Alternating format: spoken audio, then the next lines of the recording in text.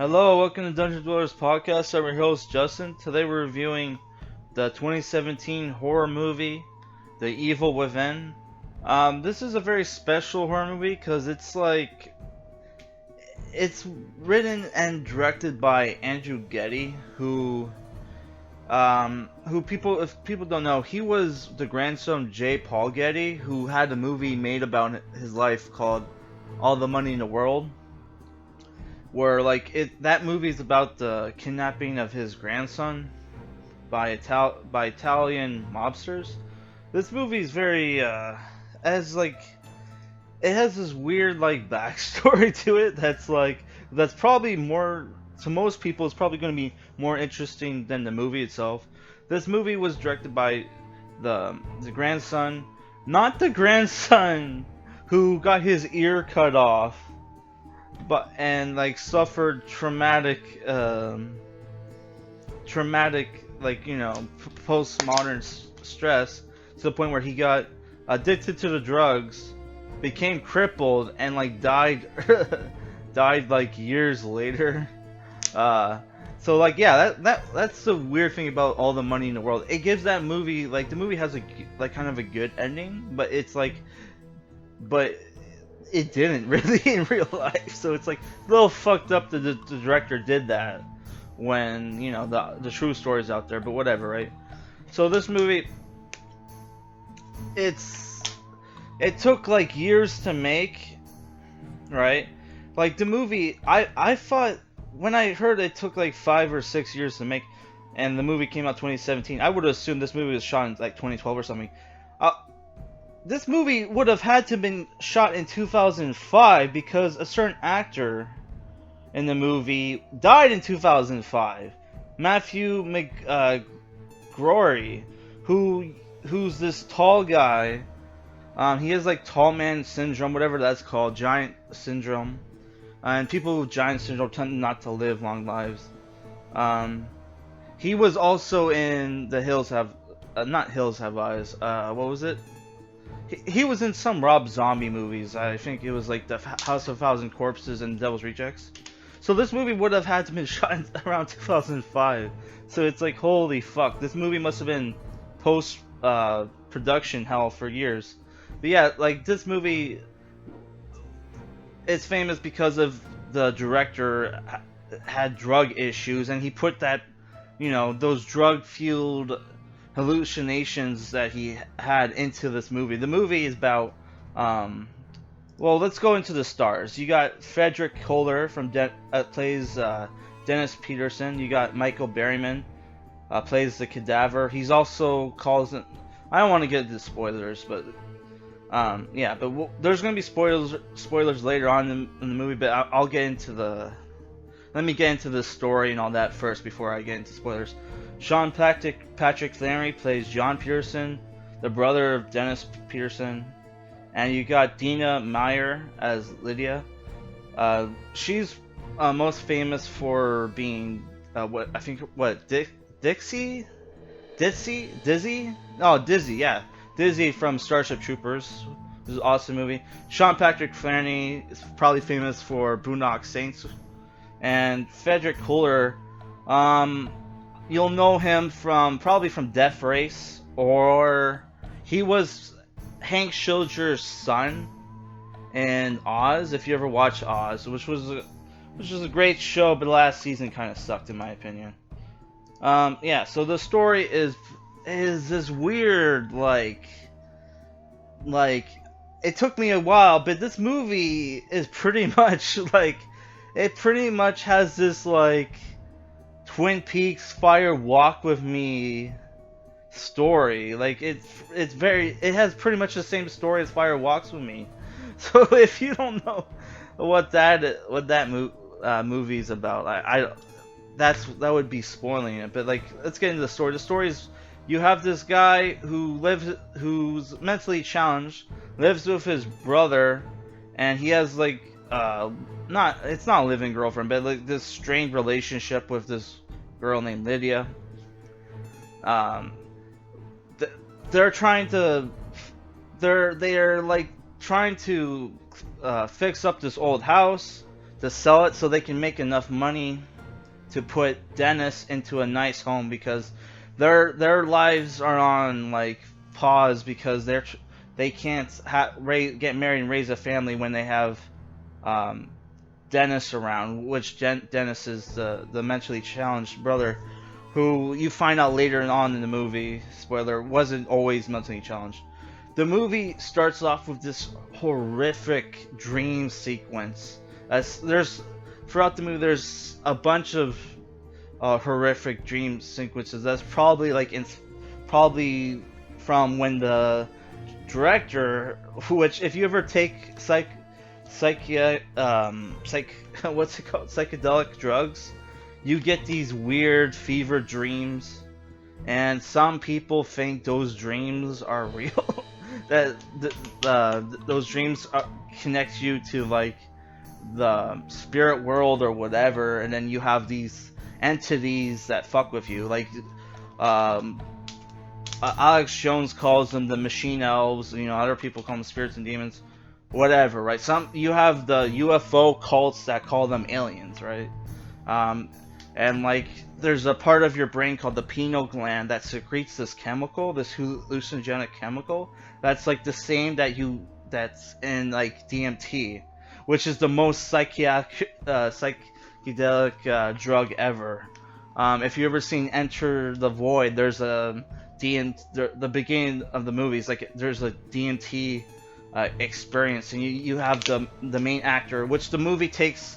That movie has like a first person view. Sorry, the actor takes DMT, and then he has this weird out of body experience, which if you haven't seen Enter the Void, it's one of those movies where, you know, it's an experience. It's not really it doesn't really tell that, like, it's not like the traditional movie. This movie is more of a straight up,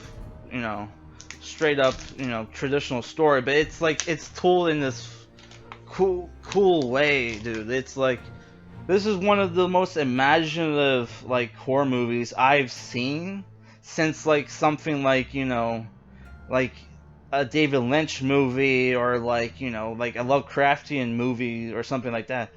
You don't really get these kind of movies so often, and it's a shame that the director died in 2015 and we're not going to see more movies of this caliber. But yeah, so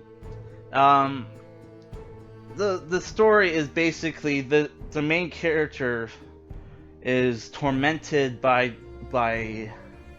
this entity, and it could be a demon, it could be a demon, it could be anything, right? But like at the end of the movie, they kind of hint that it might not be there might not be any supernatural elements. That we could have just like unreliable narrator or whatever that whatever that term is, where like you, just because you're shown like weird things in the movie doesn't mean it actually happened. It could just be in the main character's head. So there could be that, but I like to think that the movie portrays itself accurately. It's not like another Lighthouse, which I like that movie, but I didn't like the the twists or whatever. So if I had to give this movie a rating, it would have to be like an 8 out of 10. This is a fantastic, a very imaginative horror movie. If you're like a fan of Twin Peaks and you're a fan of David Lynch, you're probably gonna love this movie. So now I'm gonna get into spoilers. So like the fact that you have this main character, Melty Shans, getting tormented and like tricked by this fucking demon character is so fucking like, wow. It's like is that an allegory to like the conspiracy theories where like like the FBI or the CIA are trying to mind control people into committing mass shootings and shit like that?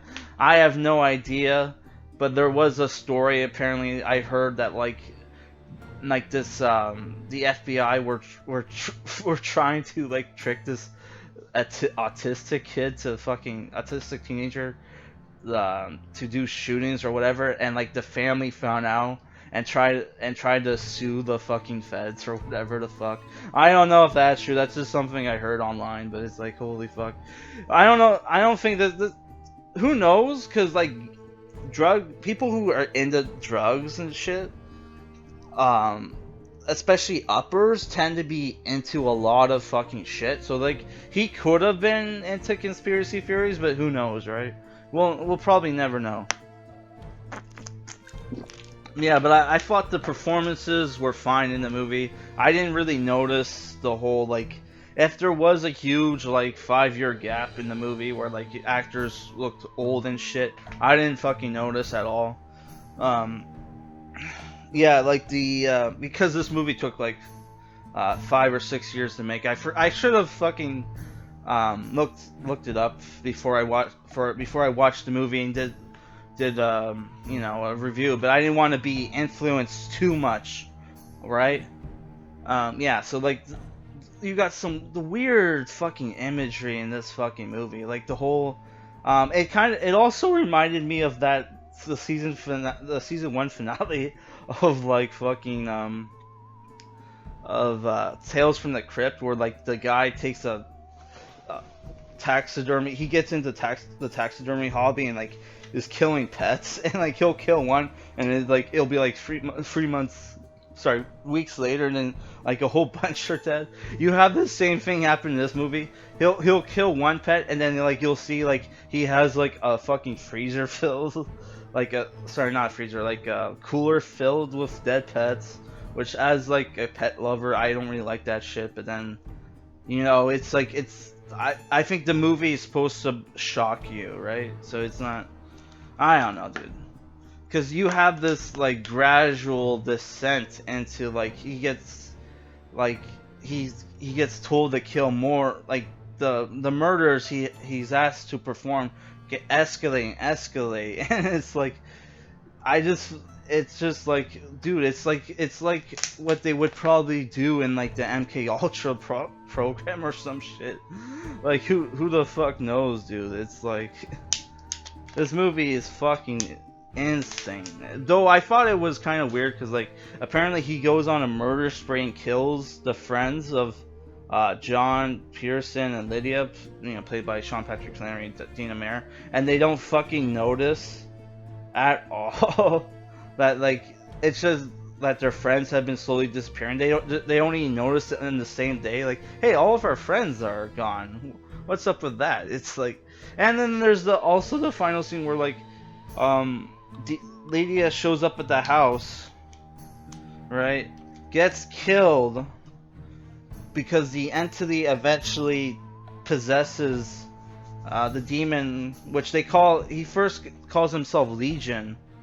Right when he reveals that he's a demon, and it's like that's like the same demon from fucking